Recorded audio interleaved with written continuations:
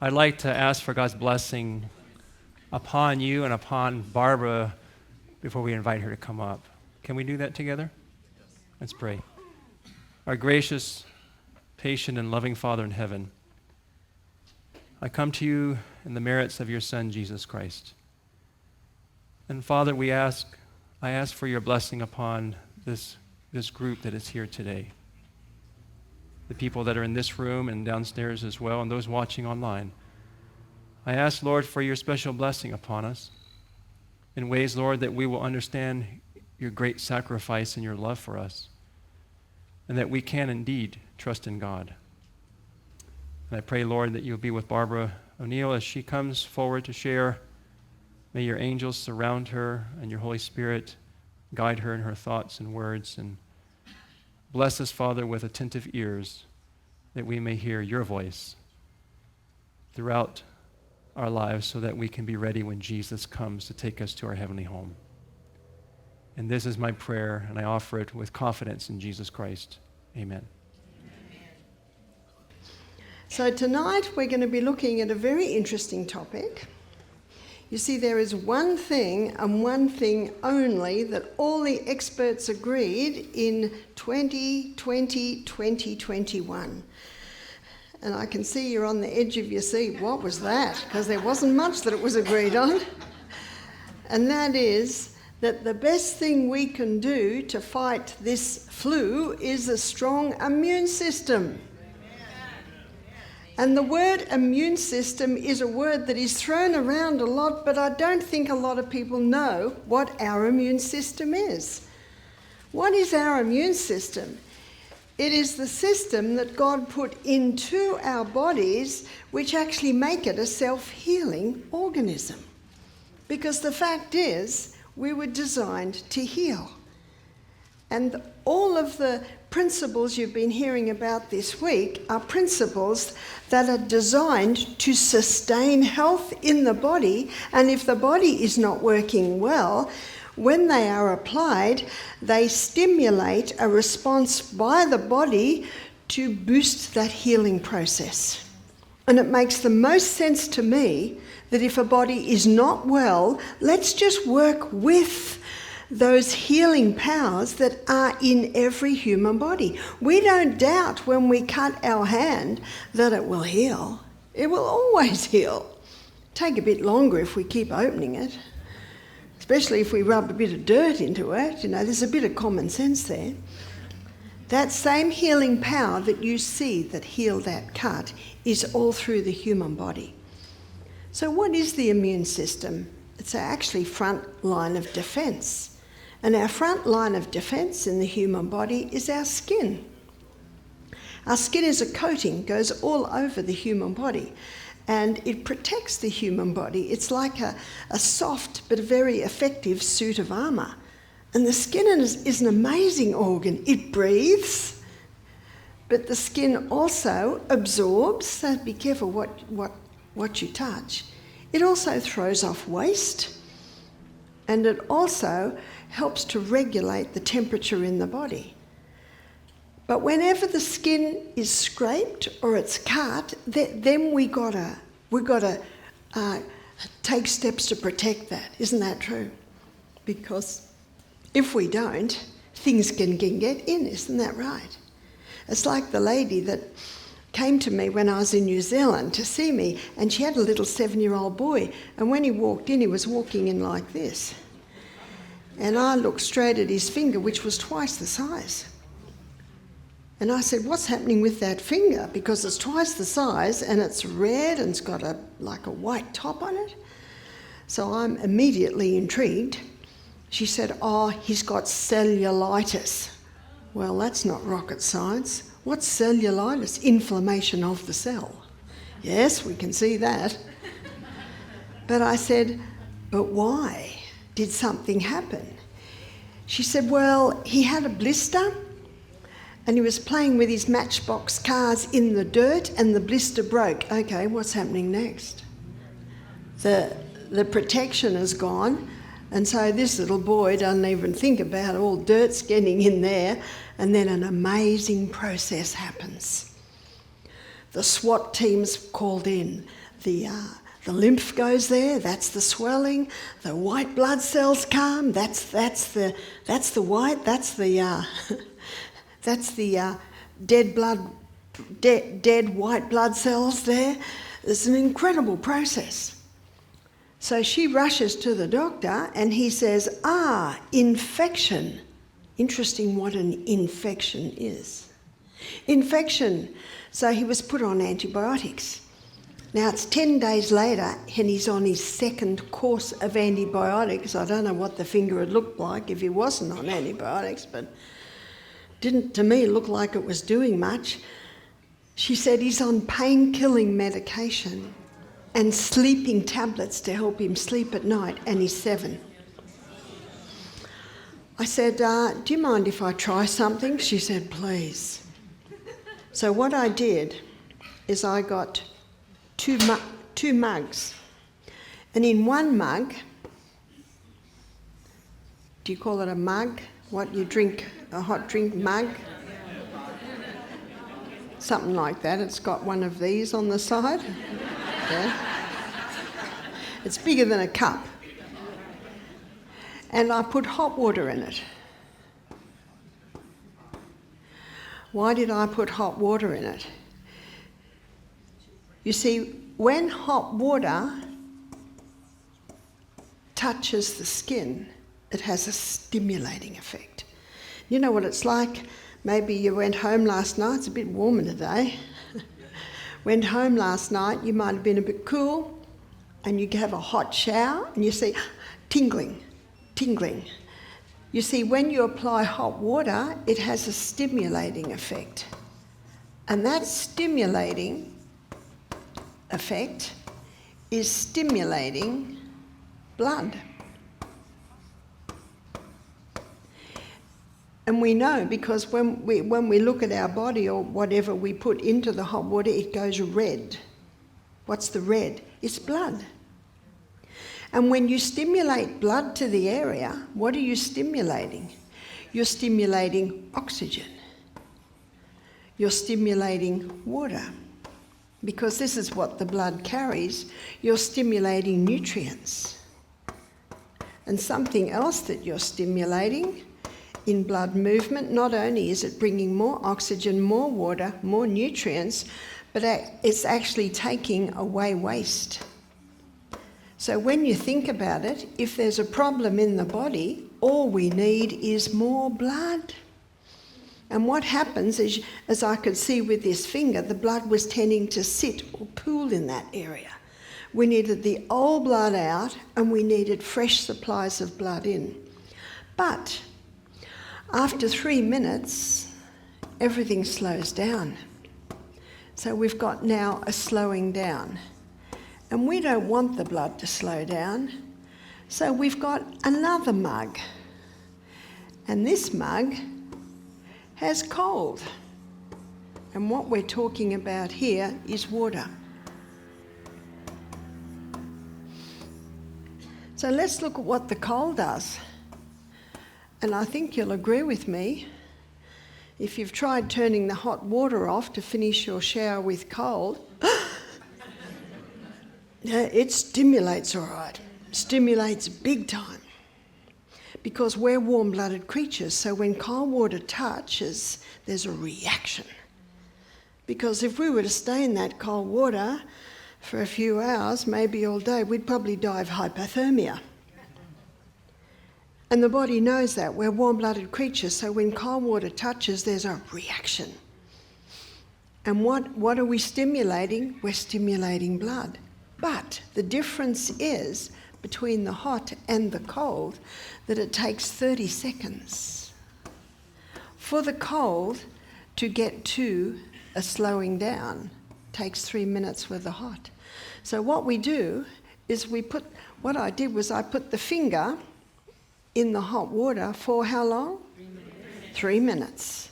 And then just as it's starting to slow down, I put the finger in the cold. How long do I put it in the cold for? 30 seconds. And then after 30 seconds, it's starting to slow down, so what am I going to do? put it back into the hot. But while it's in the cold, I'll put a little boiling water in there to maintain that heat.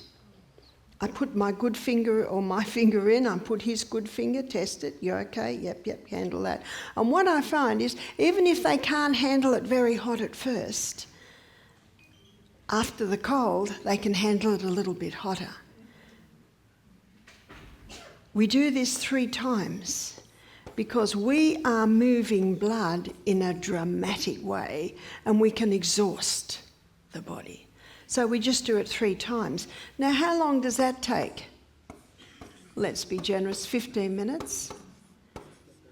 Now, when this little boy put his finger in the hot for the second time, I saw his body relax.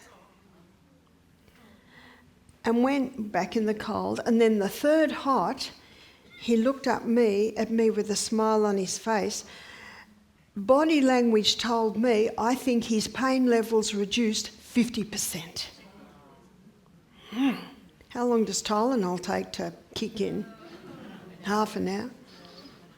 15 minutes. This is a powerful treatment. But not only is it stimulating blood to carry nutrients, oxygen, water, and its nutrients, that's your red blood cells, but what also the blood is carrying is the white blood cells. And the white blood cells, as we will see, is our internal army. Everything we need, we've got. It's just knowing how to access it. And what I did then was I grated a little potato, maybe about a teaspoon. I wrapped it in a cloth. So I made the cloth about this big, and I put the grated potato like that. Then I folded this side, bottom, top. So now I've got a little package about that big, and the part that's one layer is the part that touches his skin, and then at the back I've got a few layers. And then I put a sheet of plastic behind it, and what the plastic does is it insulates it and protects the clothing, and then I tape it on. And then I prayed. I said, Father in heaven, please bless this poultice. You see, God made the body to heal. God made the potato. God made the water. This is his natural way of healing. So for the rest of the 2 hours I was with the lady, this little boy just sat looking at me smiling. And when they got home, it was about 2 o'clock, he said, can we do that again? Now, why did he say that? Because he'd experienced the results. So in case of sickness, number 1, you look at the history. Notice what I did. What happened to the finger? Because something has happened. You can't change history, but it gives you an idea. I'm inquisitive. I want to know why. And then the symptoms are our body telling us what to do and where to go. And that finger was sore, and it was red, and it was inflamed. And then when you apply the alternating hot and colds, what you're looking for is the body's response. And what did his body's response? In fact, I could tell it without him saying a word. And children cannot always express themselves. That's why you watch. And you can tell. And that's why when he went home, I wouldn't be surprised if it was starting to build up again. So more hot and colds. They did it at 2 o'clock in the afternoon. They did it again at night, another hot and cold. Fresh grated potato. Yes, you want a fresh one. What potato does is it reduces inflammation, and what potato does is it's a drawer. Put the potato poultice on overnight. Every time they changed the poultice, the finger's going down a little bit more. In the morning, when they took it off, everything had come away. Left with a little bit of a hole, but they now know they've got to cover it. But it was as clean as a whistle. No pus, no inflammation. So in what would we say there? In about 18 hours, the hot and colds and the greater potato had done more than 10 days on the antibiotics. She said, what'll I do now? That's what she said to me back when and I said, well, I'll leave it up to you. But what has her son's response told her? Yes. And you've lost nothing. Is that right? If it doesn't work, you've actually lost nothing, but I've never seen it not work. In fact, these water treatments have been used for centuries, and in the area of pain relief, they're without equal. And you can see why it works, because what you're moving is blood. The very process that God designed to heal us. That's why Leviticus 17:11 says, the life of the flesh is in the blood.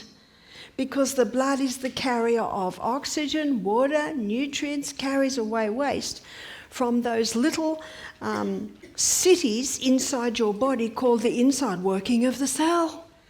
Because that's what the blood's doing. It's carrying the oxygen, water, nutrients into the cell, carrying away the waste. Amazing process.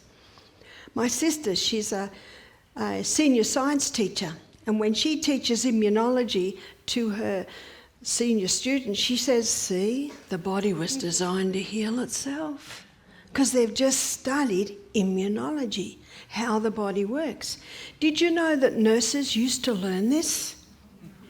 I've got their textbook. It's called Abbott's Hydrotherapy for Nurses. It's the textbook that nurses used to learn. Why has it gone out of favour? Takes too much time. And in that little book, The Ministry of Healing, on page 127, in the chapter, The Physician, the Educator, it says, the use of natural remedies requires an amount of care and effort that many aren't prepared to give. Isn't that true? But look at the results on this little boy. That night was the first night he could sleep without painkillers and without sleeping tablets. And what are the sleeping tablets and the painkillers doing to this 7-year-old's kidneys and liver?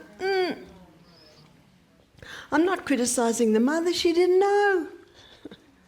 She went where we're all taught to go. I'm not against doctors, I think there are some great ones. I'm against the system. And it's only the last 100 years that allopathy has been used. Did you know before that there were all these simple natural remedies that people knew, that the average person knew, and it was handed down from generation to generation. But I was going to say it's been lost. Well, I'm just here to show you it's not been lost. It's alive and well. So one more thing that alternating hot and colds do is it stimulates the bone marrow to make more red and white blood cells. It's a very powerful treatment. And so the frontline system of our immune system is actually our skin. But let's go to the head. And there are 7 holes in your head. 2 ears, 2 nostrils, 1 mouth and 2 eyes. So what systems are in place there to protect the inside of the body? Well, let's go to the ear first. You've got that wonderful eardrum. That stops. And then you've got wax and hairs in your ear. So that there are systems there to protect the inside of the body. Let's go to the eye. It's amazing, the eye, because if something hits like that, you've got bones there that'll stop it, protect the eye. Well, let's say it's smaller and it goes in, the blinking process, and the little lashes, that's usually effectively stops most things.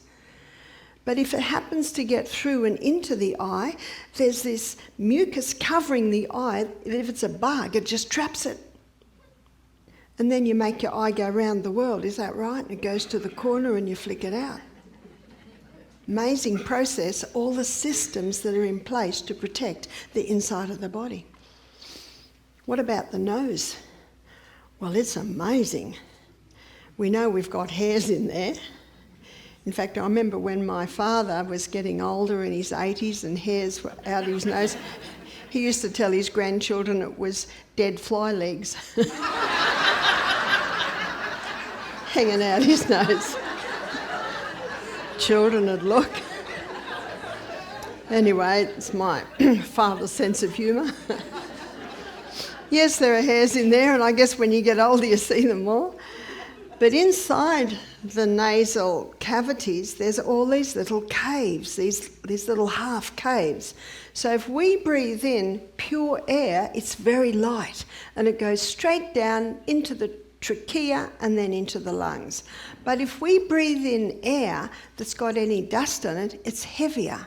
And because it's heavier, it ricochets backwards and forwards in and out of these little half caves until that dust is shaken off, and then it's light and goes back down the trachea and into the lungs.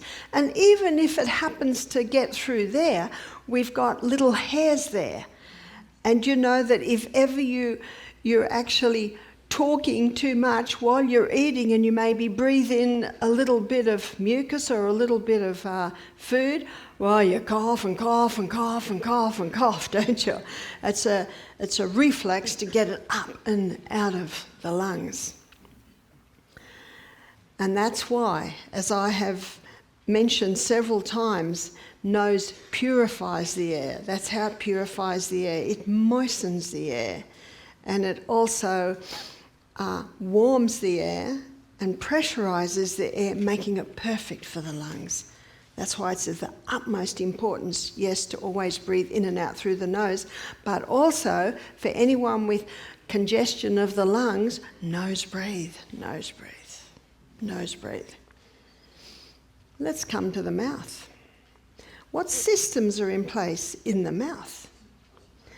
Well, you might be surprised to know what systems are in place in the mouth to protect the inside. We chew, yes we chew, there's saliva there, and that saliva has a lot of microorganisms in it, and there's the swallowing process and comes down into the stomach, and there's a strong line of defence there. It's called hydrochloric acid. In our gastrointestinal tract, hydrochloric acid is the front line of defence. Hydrochloric acid is a very strong antimicrobial agent. Antimicrobial agent. So it's antibacterial, antifungal. So if we eat anything that might have some bacteria or yeast on it, that hydrochloric acid can wipe it out. I told you the story, I think it was Tuesday night when we went on a journey through the gut, about that young man named Alexis St. Martin who'd sustained the gunshot wound to the stomach, and how Dr. Beaumont did experiments on that hole that was left after he'd healed. And sometimes he'd get syringes and he'd take out the gastric juices, put it into vials, and he'd put rotten meat in there. And within 20 minutes, that rotten meat had been dealt with. Did you know that dogs have 10 times the hydrochloric acid of humans? Have you seen what dogs eat? It just about kill us. That's because they have 10 times the hydrochloric acid that we do, and their gut is only 1 yard long. Ours is 10 yards long.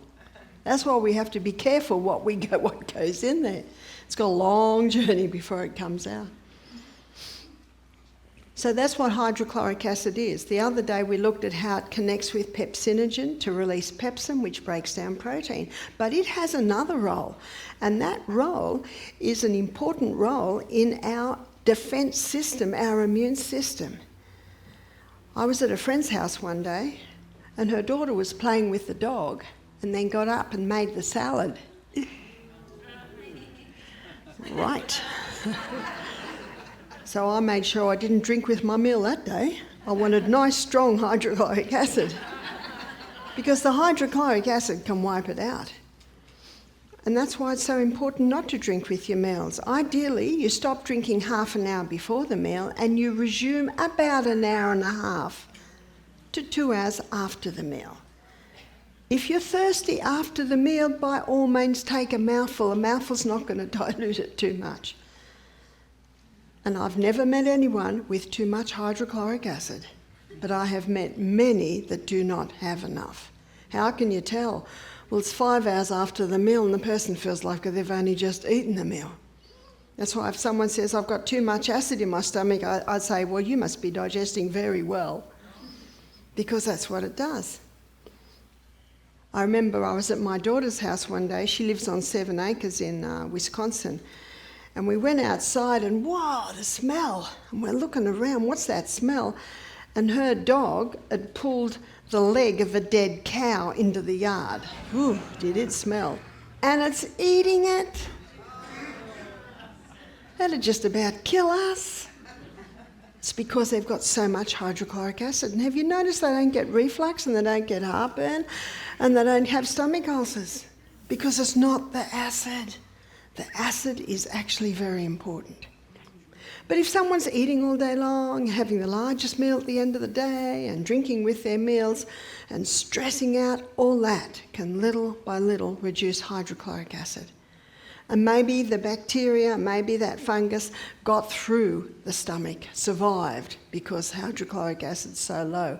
We've got another line of defence. And that other line of defence is lining the small intestine. We looked at this the other day. Up the middle of the villi is a lacteal. Got to get another colour here.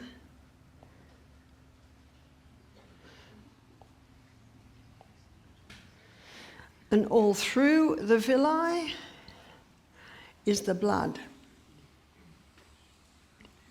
I hope you can see that nice red blood. That's the colour of our blood. But the other thing I wanted to point out was what's lining the gut. And that's that thick wall of Lactobacillus acidophilus bifidus bacterium. And when we went on our, yes, I am speaking English. When we went on our journey through the gastrointestinal tract, we discussed that. And I also talked about how it's quite an interesting study, and it's been going on for probably the last 20 years, is our microbiome and how important it is. And our microbiome is another line of defence. The other day when I showed you what this does, we looked at how it achieves a final breakdown, releasing certain nutrients like vitamin Bs, glutathione and methionine. We also looked at how this microbiome is responsible for the absorption of our nutrients out of the gut and into the blood. It also nourishes the cells that line the gastrointestinal tract. But what I particularly wanted to point out in this class is it's a line of protection. So if the hydrochloric acid's low, and if some bacteria actually survive and get through, praise God, we've got another line of defence, which is our microbiome. So if it happened to get through there, it's okay, we've got another line of defence, which is our microbiome. But we also looked the other day at how there are certain drugs and things that people are taking that are killing off the microbiome. Antibiotics can kill it off.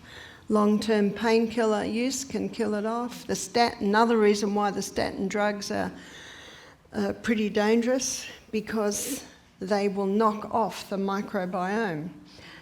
And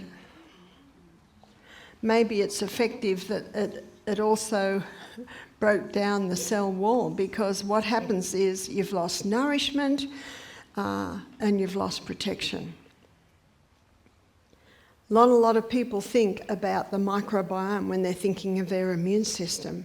But the fact is that this immune system in our body is established probably 70% by our microbiome. So you probably didn't think that tonight when we talk about our immune system, I was going to talk about our microbiome. You can have 10 different apples, and every single apple feeds a different gut bacteria. And we should be aiming for at least 7 different fibres each meal, because different fibres feed different microbiome. So the more fibre, the more microbiome, the better your immune system. So I want you to count your fibre at the meal. So I'm going to go through what my breakfast was this morning. So I had orange, I had apple, there's 2, I had chia seed, 3, I had almonds and Brazil nuts, there's 5, I had the simple needs bread, I had avocado, I had some red lentils. So what have I got there? 8. I had 8 different types of fibre at my breakfast this morning. We should have at least 7 to 8 different types of fibre every meal.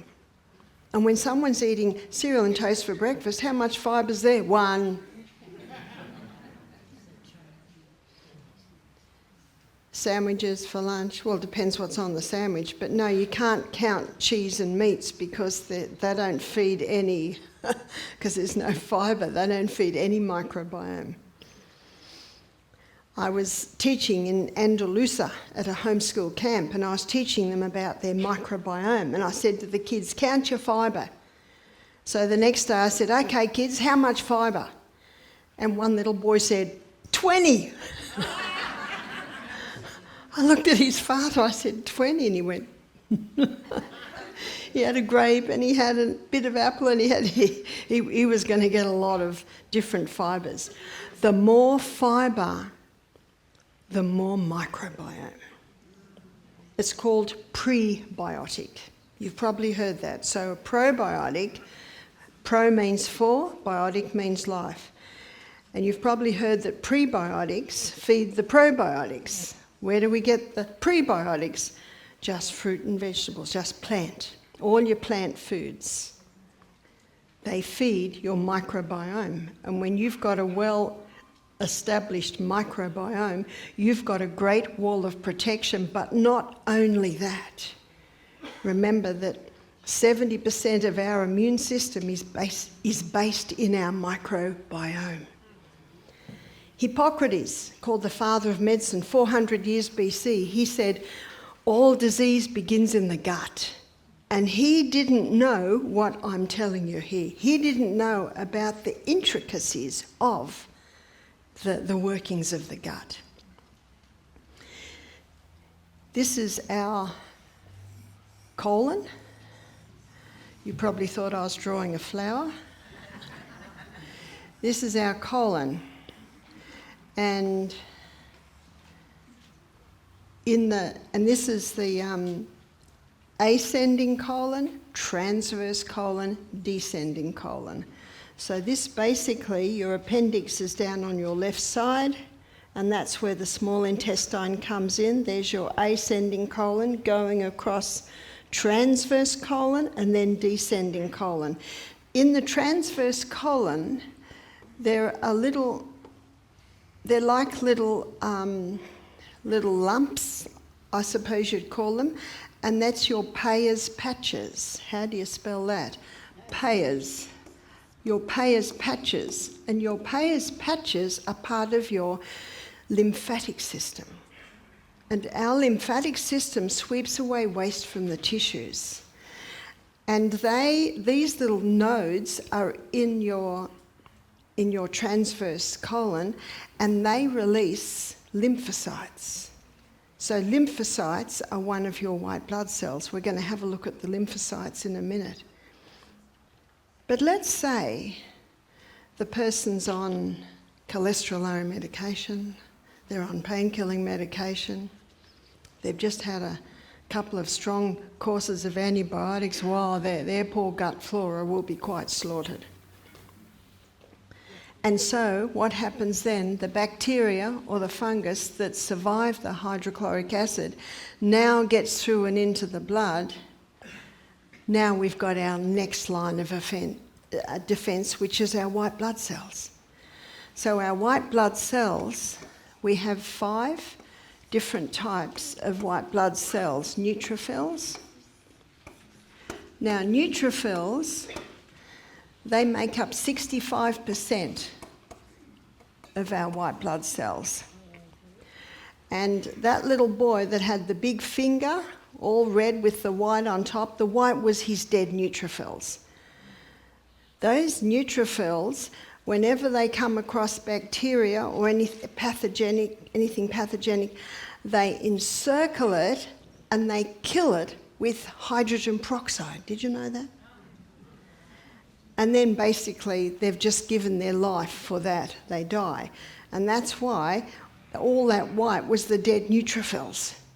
So they're doing a good job there, but remember what we needed to do? We needed to get fresh blood in, old blood out, and the body had to get rid of it quickly, so it made a hole. Well, there's already a hole from the blister, and that's when you can put the grated potato on and pull that waste out. That's the beauty of the natural remedies. They're just working with the body's processes. I raised 8 children without antibiotics, and they're all still alive. Because this is what I used to do. Because they'd get scrapes, they'd fall out of trees, they'd fall off horses, all the things kids usually do. But we just use the natural remedies. So neutrophils make up 65%. And then we've got lymphocytes. Now the lymphocytes, they're made in the lymph nodes, whereas all the other white blood cells are made in the bone marrow. Your lymphatic system is a system that sweeps away waste from the tissues, and then it takes the waste into the lymph nodes, under the arms, in the groin, in the neck, and in there we've got lymphocytes.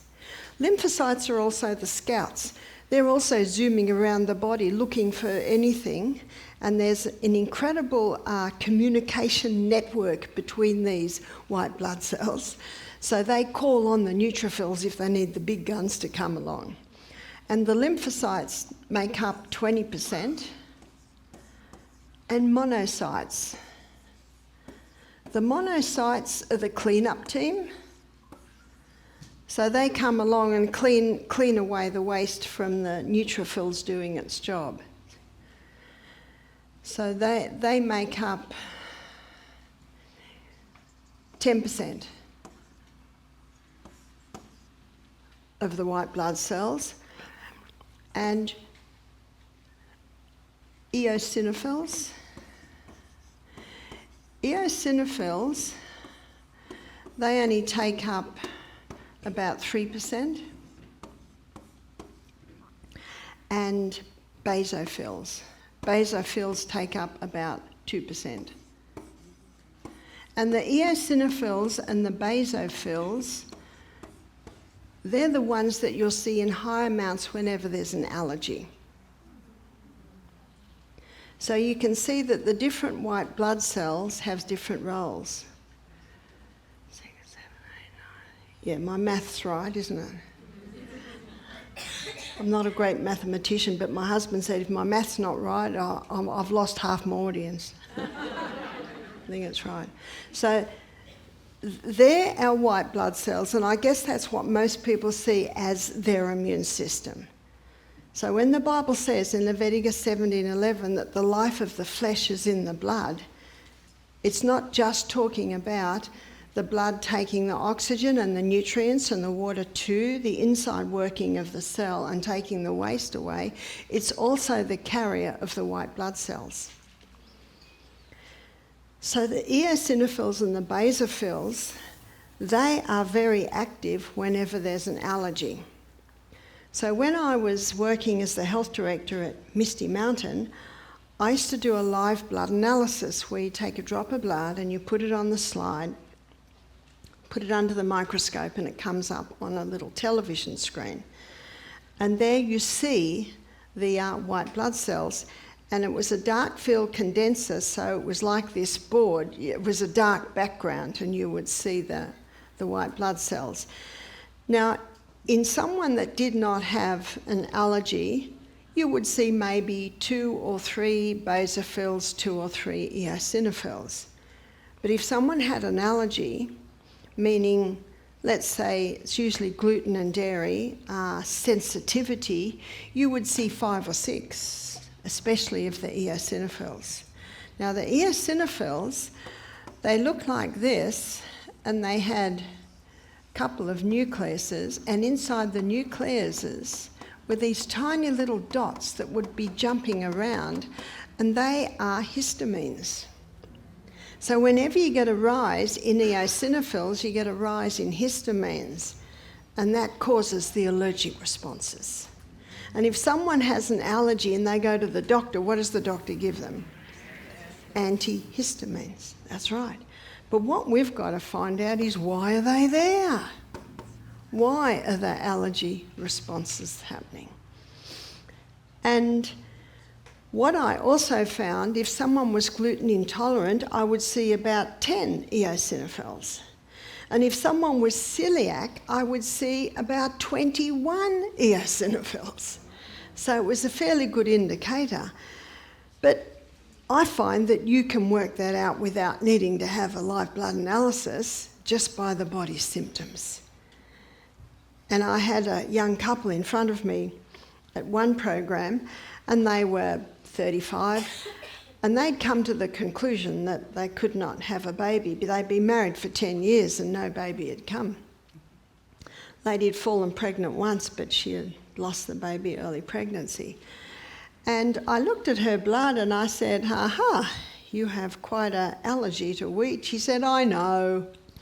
She said, "If I eat wheat or dairy, I get rashes, I get diarrhoea." I said, "Aha." But what she learnt at our retreat is how to eat very well without having to use dairy, without having to use wheat. She found alternatives. Now, I looked at her husband's blood, and he also had about 21 eosinophils. I said, "Well, look at that." And he said, "Oh, this is ridiculous." He said, "I don't have rashes, I don't have diarrhoea." And his wife looked at him and said, "Yeah, but you fall asleep in the restaurant." Do you know that's one of the most common signs, is tiredness, falling asleep.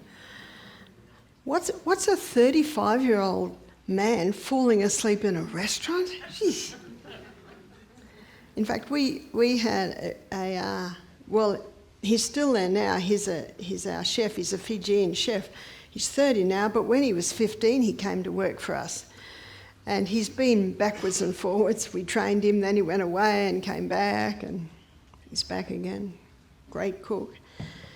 And I could tell if he was eating wheat, because he'd be yawning all day. One sign of a gluten intolerance is brain fog and just this heavy tiredness. Also bloating, that's another common sign.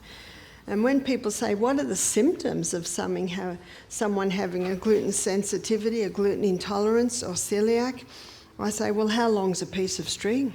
Because it can be a whole lot of symptoms. And when we went through our journey through the gastrointestinal tract, sometimes it can be irritable bowel, can be Crohn's disease, can be colitis. Sometimes it can be eczema, psoriasis. I find that wheat and dairy are always a factor in all skin diseases. And we find that when they're eliminated, now it may take 2 months, but we find that the skin clears up, that the colon clears up. We find almost without exception that. So this couple both learned how to eat another way. And the lady also learned how to balance her hormones because, she had quite high anxiety. And often that can be a hormonal imbalance. 1 year later, I got a photograph of their new baby. So they'd gone home and they'd adjusted their diet, started taking the cream, and and they were able to produce a little one which they thought could not happen. We've actually seen that many times, which is really good news. But back to our immune system, so that basically is our internal army. Remember that it's the neutrophils that are attack and consume any pathogen. The lymphocytes are the scouts, they're telling the neutrophils where they need to go. The monocytes, they're basically the cleanup team, and the eosinophils and the basophils, they are the ones you'll see quite in high amounts whenever there's an allergy. And yet, the princes, remember Psalm 146 verse 3, put not your trust in princes, neither in the Son of Man, in whom there is no help. The authorities in the field, they will tell you the only way to diagnose celiac is a biopsy. Now, I am not interested in having a biopsy of the colon. All you have to do is stop, and your body will tell you. And if after 2 months you're feeling great, your brain fog's gone, you've got more energy, what's your body just told you? This is good. And if you're really not sure, have a slice of bread, your body will quickly tell you. See, your body can tell you what no man can tell you. So back to my middle one, there it is. So your history gives an idea. If someone says to me, and I'm saying, did you have a happy, healthy childhood? And they say, well, yeah, it was pretty good, but I had a lot of earaches. Aha. Do you know what that tells me? They had an allergy. Because one of the signs of allergy is excess mucus. And mucus, basically, in your eustachian tubes are linking your eyes, your nose, your mouth, and your ears. And when there's an allergy, excess mucus comes. That's, and that's one of the contributing factors for blockage or earaches. And if someone says tonsils, aha, there's an allergy. And I say, what milk did you have a child? Oh, I had cow's milk. Aha. See, it's got a lot to do with our genetics. I've got a friend and he's got an organic dairy and an organic chook farm, or you call it chicken farm. His father does the cows and he does the chickens. And I was running a yoga, they got me to speak at a yoga group. And so we'd eat with them breakfast and lunch. And every meal, all their children had a big glass of milk straight from the cow. And the children drink it and they enjoy it. But oh dear, I can't even have a mouthful. I'm a 5th generation Australian, Scottish descent. There's obviously no dairy in my heritage because I can't handle it. I had bronchitis a lot as a child, and I know now it's because I had an intolerance to dairy. But these children can handle it. I think it's because they're children of a 5th generation dairy farmer. So a lot's got to do with the genes, and I certainly do acknowledge that raw organic cow's milk is very different to the cow's milk that's in the supermarket. But still, it is not a food that I advise because milk really is for babies. But I leave it up to the person. But it is a common allergen. The figures show that in Australia, 60% of Australians are intolerant to dairy. Now, if it was raw, organic, it'd probably bring it down to 30%. Yes, I acknowledge that. And so it's being your own doctor and seeing what works for you. Your body can tell you what no man can tell you. So it doesn't hurt to go off those foods for a period of time and see what your body says. But don't go off it until your cupboards are well stocked. Because remember, the strongest urge in the human body is hunger. And if you go home and you're hungry, you usually grab for just whatever's easy. Your immune system is your defence, and it rises whenever something comes in that the body is reacting to. So your lymphatic system is like a network of capillaries that sweeps away waste from the tissues, and it has little gates that are one-way gates. And to activate your lymphatic system, movement of arm and legs, but specifically the rebounder, jumping up and down on that rebounder stimulates the lymphatic system to really move, and the waste goes into the nodes, in the neck, in the groin, under the arms. But there's one area where it's thrown straight out, and that's the tonsils. So if the tonsils, they're like the watchman at the gate. So they're a frontline defence system going down your throat. And if they're raised and swollen, it's just the watchman at the gate saying, "Excuse me, there's a problem." It's like in the old days, they had a walled city and they had watchmen backwards and forwards. Let's say the watchmen start blowing the trumpet because the enemy's coming, and one of the men's trying to sleep, so he shoots the watchman. Now I can sleep. The enemy, that's what you're doing when you take the tonsils away. What you have to ask is why. Are the tonsils inflamed? Take the child off, because there are many children with that have these swollen tonsils. Take them off dairy, take them off wheat. There's so many different things you can use now. There's organic soy milk, there's almond milk, there's coconut milk if you want to milk. Wheat, spelt, use the spelt or use the simple needs breads. And the simple needs is a sourdough, which means it's pre-digested. It's a sourdough gluten-free bread, and it'll keep in your fridge for 6 weeks. Oats are, and we'll look at oats a little bit in our next lecture when we look at inflammation, and we're going to have a look at lectins, because oats are high in lectins, which can increase inflammation. Peanuts are commonly contaminated with mould, so they are best eliminated. And the last one is like pouring kerosene on a fire, which is the refined sugar. And I thank Jodie for her little testimony before my lecture tonight. The more sugar you eat, guess what? The more you want. It's like any drug. And what we have found, when these foods are stopped for the child with the swollen tonsils, the tonsils clear up. That's the good news. Choose your hard. Some might say, well, it's hard not giving this to children. Well, there's lots of alternatives. You can use cashew butter or almond butter. You can use honey, maple syrup. Lots of alternatives today. I tell you what is hard, for that poor child to go and have an operation where the tonsils are cut out. That's hard. So you choose your hard. So our immune system is an amazing immune system.